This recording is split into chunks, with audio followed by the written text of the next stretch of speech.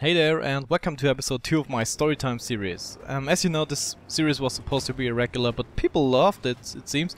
So I will make it the regular thing on every Saturday. So yeah, here we go. As you might have read in the title, this story is called My Crazy Ex-Girlfriend Tried to Kill Me. And this really happened. It was a bad thing at the time, but it's funny in retrospective. So here we go. I should probably say something about it before. So this happened a couple of months before the thing with my killing spree attempt planning thing happened. So this happened before. I was 17 at the time, maybe, and I was dating this girl, and we were going out for maybe half a year, something like that. And everything was okay. It wasn't really good, but it was okay. So yeah, but the time came that I thought, you know, we don't have common ground, so I should probably break up. And so I decided to sit her down and break up with her. So the thing is, I invited her to my place. I've had my first apartment by that time, and it was right next to my parents' house. I will tell you the story later at why I didn't live with my parents, but you know. So my parents got divorced and my father was living alone there, but he was at work by the time I wanted to do this. So yeah, I sat her down and we started talking, and you know, these things never really go well, so I just thought, go through with it. And I told her it doesn't work out, we don't have common ground.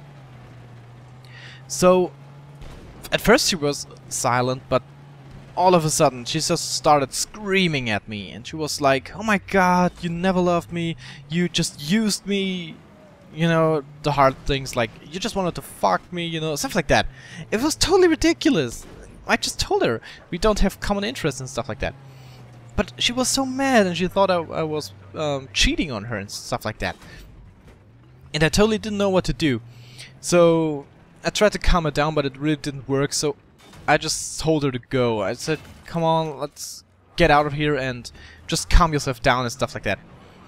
And instead of doing that, she went into the kitchen, and I thought she was leaving because you had to pass through my kitchen in that apartment to get out of the apartment. So she went into the kitchen and grabbed a knife and came back. And she said, you won't leave me or I'm going to kill us both or something like that. Or I'm going to kill you. And I was like, what? Wait a second, what? And I was totally taken off by that. So the first thing that came to mind was disarm her, or maybe, I don't know, punch her in the face? I didn't know what to do. I actually didn't want to hurt her because, you know, these things never go good. If you hurt a girl, it never goes good. Even if she tried to attack you or something like that. The police just won't buy that. But that's my basic experience there, so I decided I would just leave the apartment, get out, and maybe try to calm her down. So I left the apartment, but she followed me. So I went into my parents' house, and there was a balcony on the second floor with a double glass door. So I decided to go on that balcony. The lower door was closed, so I decided to go on the balcony and just talk to her, maybe calm her down.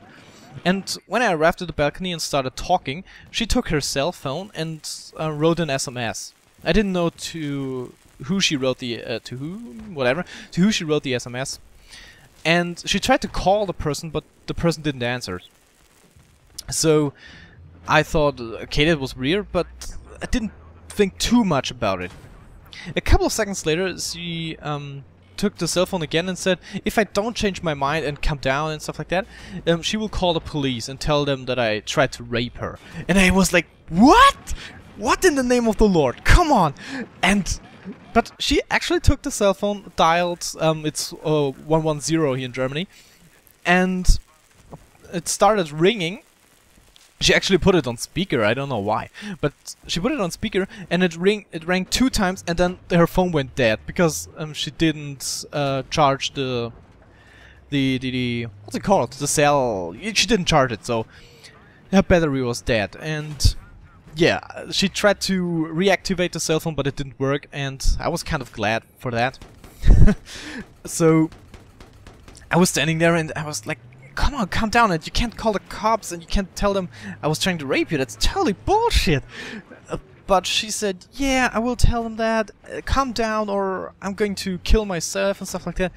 And I was like, no, what the frick? You got a knife? Put the knife down. But she didn't want to, so she went totally crazy, and she started climbing up the balcony. I knew that this was possible, but it wasn't that easy. So, but she actually did it. She climbed up that balcony with a knife, and you know, for a second I thought I'm a bad person, but for a second I thought I should just stop her from climbing that thing, but it could have damaged her pretty bad. So, and I didn't want to go to jail just because of that. So. So yeah, I just went inside and waited, and she came on the balcony, and instead of, I don't know, instead of just waiting or something like that or screaming, she threw herself to the glass window, to the glass door. She threw herself with her full body weight on that door, and for the first time nothing happened, but on the, I think it was on the third time, the glass of course broke, but just the outer glass, not the... it was double glass, so the inner glass didn't broke, but the outer glass broke. And of course she threw her whole body on it. She had severe cuts on her arms, and I think there was one in her face, I don't know, I can't remember that, but she had severe cuts on her arms. So she was just... she was going on the ground, she was lying there, and she was crying, of course, and she was bleeding, so... But, so I went out, I threw the knife away, and I was totally shocked at that moment. I didn't know what to do. So, the first thing that came to my mind was grab my own cell phone and call a good friend of mine. I didn't even, you know, I didn't even think about calling an ambulance or something like that. I was just totally in shock there. So, I called my best friend, let's just call him Sam. His name was different, but you know.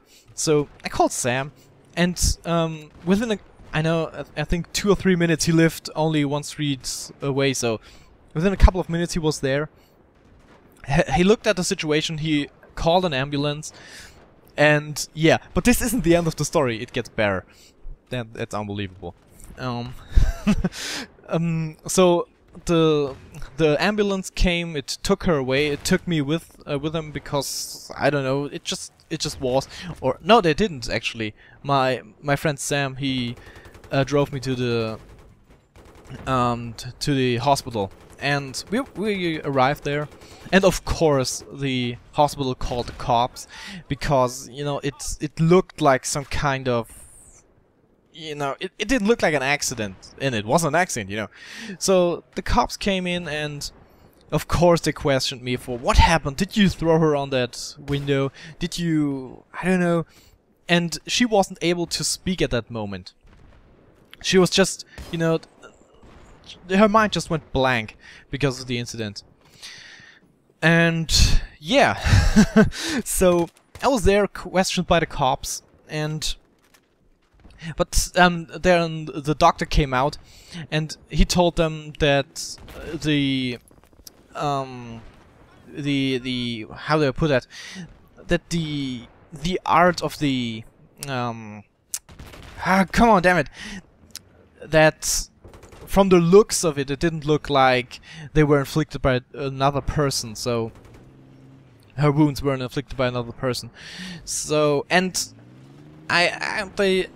she was actually able, so my ex-girlfriend was actually able to confirm that I didn't do that to her. Oh, and I'm sorry that the gameplay ended here, but I'll have to go on with this now. So she actually was able to kind of confirm that I didn't do it, so I was kind of off the hook. But of course then some kind of psychiatrist came, and he asked me if she ever had an episode like that before, and you know, she was kind of a weird person, and I even at the time back then I thought she had some kind of mental issue, but I didn't want her to get in trouble, so I just said no, this was the first time, maybe she was just stressed or something like that, and they let it go. You probably don't know this, but by German law they were allowed to put her into some kind of asylum or something like that for a couple of weeks just because of that. And I didn't want that to happen to her, I don't know, but yeah. So, and the story isn't finished yet. The funny thing is, now I found out who she wrote that SMS. It was her ex-boyfriend. This guy was some kind of, you know, he was some kind of Italian or Turkish guy. I don't know. It was he wasn't originated from German, so this guy was just mad. And he went in there, and I was sitting there. I was still shocked. Sam was with me, but yeah, I was just sitting there, and he came in, and she says, "Oh my God, how is she? And what happened?" And I told him, but he really believed that because she wrote in the SMS that her boyfriend tried to rape her, and he was sure that happened. He didn't. I couldn't convince him that it happened any other way. So he was just furious. And I didn't know what to do. I was totally, yeah, out of it.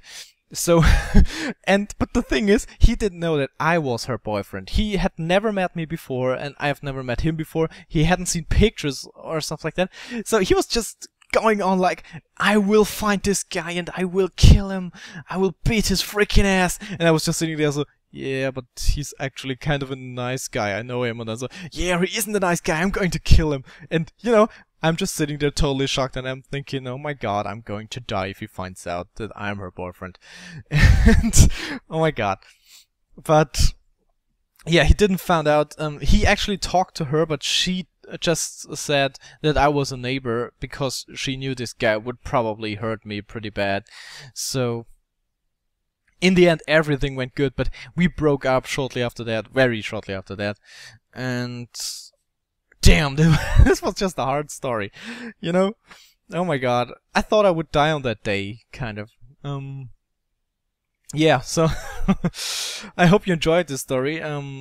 This was how my crazy ex-girlfriend tried to kill me, and I'm sorry that I ran out of gameplay, but you know, I just couldn't find 13 minutes of gameplay, so had to do it like that. And yeah,